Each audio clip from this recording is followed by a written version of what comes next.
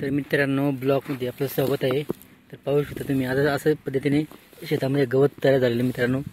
तर असं गवत झालेलं आहे, ते असं हे वेल्यासारखं गवत आहे। तर त्याला पाहू शकता तुम्ही असे फुलं वगैरे येतात मित्रांनो। तर असा गवत हा खूप झालेला आहे आपल्या शेतामध्ये।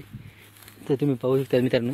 तर मे महिन्यामध्ये भरपूर पाऊस आल्यामुळे तर पूर्ण शेतामध्ये गवत झालेलं आहे आणि आपले बैल बांधून दिले पाहू शकता तुम्ही।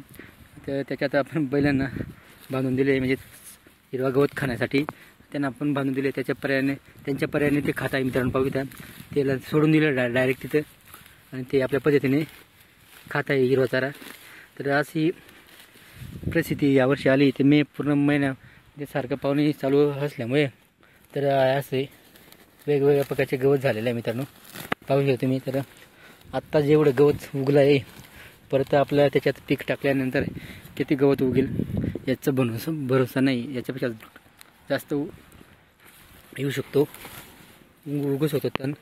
हा असा मोठा तण आहे मित्रांनो, विचारू नका।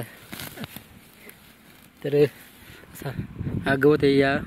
यांना हा गवताला बकऱ्या पण खूप खाता आणि बैले पण खूप खाता। त्याला हिरवागार असतो ते पाहू शकता। त्याला असे पद्धतीने फुलं पण येतो, पण गवतला बहुत लवकर खातात ते। बकऱ्या पण खातात आणि आपले बैल पण खात आहे पाहू शकतो मित्रांनो।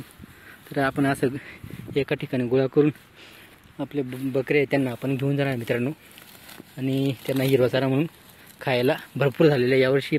मे महिन्यात एवढा पाऊस झाला, तर एवढा पाऊस असल्यामुळे यावर्षी मे महिन्यात फुल त्यांना हिरवा चारा खायला मिळालं, बैलांना पण आणि आपल्या बकऱ्यांना पण मित्रांनो। अशा पद्धतीने खूप हिरवागार झालेला आपला पूर्ण वावर आहे मित्रांनो आणि इकडे कांदा पडलेला आहे मित्रांनो। तर अशा पद्धतीने आपलं काम चालू आहे मित्रांनो। उद्या आपण कांदा भरायचं काम सुरू करणार मित्रांनो।